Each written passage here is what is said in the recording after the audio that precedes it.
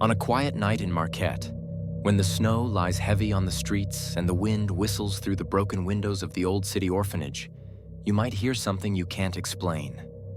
A faint sobbing, like a child crying in the dark. Some locals say the sound carries out over the empty yard and echoes down the block. Others claim they've seen pale faces pressed against shattered glass, vanishing as they walk closer to investigate. The story that haunts the orphanage is as chilling as the building itself. Decades ago, a little girl drowned in Lake Superior. When her lifeless body was returned, the nuns who ran the orphanage are said to have placed her corpse on display in front of the other children as a warning about disobedience. It's a story that has never been proven, but one that has burned itself into Marquette's folklore. And whether or not it's true, countless witnesses have left the orphanage convinced something is still inside. Michigan's Upper Peninsula is a place of breathtaking beauty.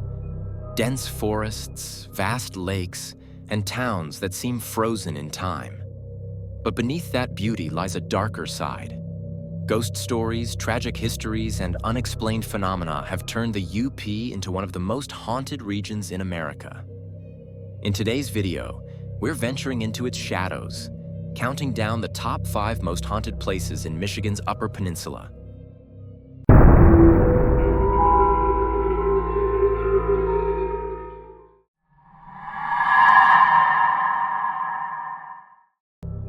The orphanage, officially known as the Holy Family Orphanage, opened its doors in 1915. At its peak, it housed over 200 children, many of whom were placed there after their parents died, either in mining accidents or from the harsh Michigan winters. The building itself is massive. Red brick walls rising 6 stories with rows of windows staring out like hollow eyes. Though its purpose was to provide shelter, life inside was often far from gentle. Former residents have described strict discipline, isolation, and loneliness. Even the very first residents of the building were brought in under sinister circumstances. The first 60 children to be housed in the orphanage were Native American children, transferred from a Catholic home. The children had been placed there after being taken away from their parents to accommodate their integration into modern American culture. As the years passed, many children came and went, and the building finally shut down in the 1960s, left to decay for decades, until it was recently renovated into apartments. Yet its haunted reputation has never left. Ghost hunters, urban explorers, and even construction workers who entered the building reported strange experiences. Disembodied voices, often of children, crying or calling out for help. Cold spots in rooms with no broken windows. Shadows darting across hallways, too fast and too solid to be tricks of the light. One chilling account comes from a group of college students who snuck inside during the 1980s. They claimed to have heard dozens of footsteps moving above them, though the upper floor had collapsed years earlier. When they fled, one swore he felt a small hand grip his own. Whether these are the souls of children or the dark memories of harsh treatment, the orphanage remains one of the UP's most feared locations. Today, it has been renovated and stands as an apartment building, housing 56 units. Let me know, would you be up for a stay in one of these units?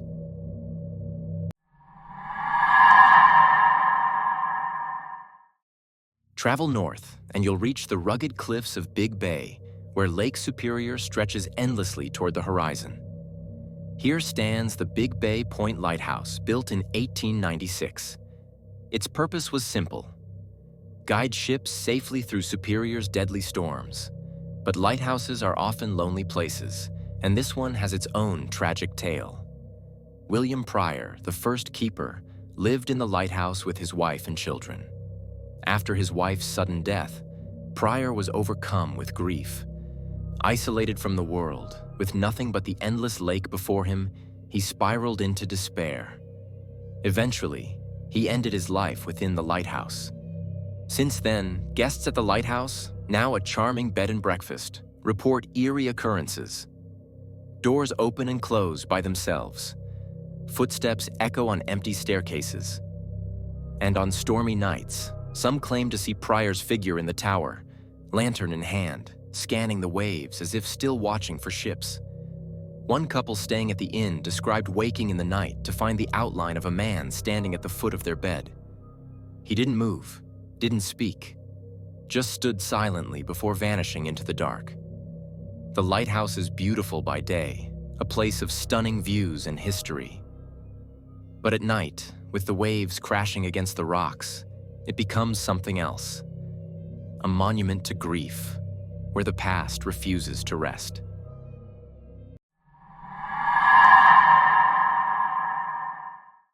Of all the hauntings in the Upper Peninsula, none is more famous or more mysterious than the Paulding Light. Deep in the woods near the town of Paulding, locals gather along a dead-end road to watch for it. And sure enough, as dusk falls, a strange orb of light flickers in the distance. It appears almost every night, glowing white, sometimes shifting to red or blue, bobbing and weaving as if carried by an unseen hand. Legends abound. The most popular tells of a railroad brakeman killed while trying to stop a runaway train. His ghost, lantern in hand, is said to walk the tracks forever, searching for the train that took his life. Others claim it's the spirit of a Native American man, doomed to wander. In the 1960s, the phenomenon grew so popular that even the U.S. Forest Service set up viewing areas. Paranormal investigators, television crews, and scientists have all come to study it. One group from Michigan Tech suggested it was distant car headlights refracted through the valley. But locals argue the light moves in ways no car could, splitting into multiple orbs or darting into the sky. For many, standing in the silent woods as the light flickers is more than enough to spark belief. Whether ghost, legend, or natural mystery, the Paulding Light remains one of Michigan's most enduring supernatural spectacles.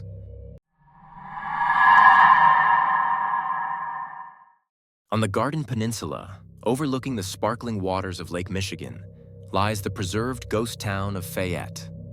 In the late 1800s, this was a booming iron-smelting town, home to nearly 500 residents. Immigrants from across Europe worked the massive furnaces, filling the air with smoke and the streets with life. But when the iron industry collapsed in the 1890s, Fayette was abandoned almost overnight. Today, its buildings stand frozen in time. Stone furnaces, a company store, houses, and a hotel, all eerily intact. Walking its empty streets feels like stepping into another century. Visitors, though, say Fayette is not truly empty. Many report hearing voices whispering through the old houses, footsteps echoing when no one else is near, and even the sound of children laughing in the distance. A few have claimed to see ghostly figures, a miner covered in soot walking toward the furnaces, or a woman in a long dress staring from a window before vanishing. Park rangers themselves have admitted to strange happenings: tools going missing, doors slamming shut in locked buildings, and sudden drops in temperature on hot summer days. Fayette is a place where history lingers in the air. And for some, the spirits of those who lived and died in this historic town may still walk its streets, unwilling to leave the world they built. Finally, we return to Marquette, where the rugged beauty of Presque Park hides legends of its own. The park juts into Lake Superior, with trails, forests, and the famous black rocks where swimmers leap into icy waters each summer. But long before it became a public park, Presque Isle was believed to be sacred land, possibly even an ancient Native American burial ground. Strange sightings have been reported here for generations. Hikers speak of dark figures moving between the trees, always just out of reach. Campers describe hearing voices on the wind or feeling as though they're being watched, even when alone. One chilling legend tells of a phantom figure seen wandering the black rocks at night. He appears only briefly, standing on the edge as if about to leap, then vanishes without a trace. Some say he is the spirit of a young man who drowned in the lake long ago, eternally bound to the cliffs where he last stood. The mixture of natural beauty and eerie silence makes Presque Isle unsettling after dark. It's a place where the line between the living and the dead feels unusually thin. From the sobbing children of the old City Orphanage to the mysterious glow of the Paulding Light, the Upper Peninsula is a land where history and legend intertwine.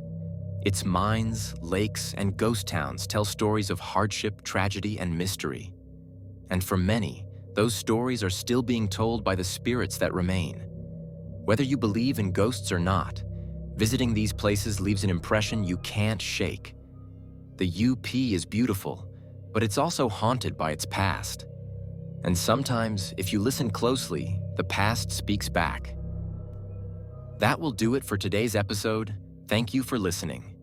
If you enjoyed this episode, don't forget to smash that like button. And if you haven't already, please subscribe to our channel so you don't miss the latest episode of Haunted Origins.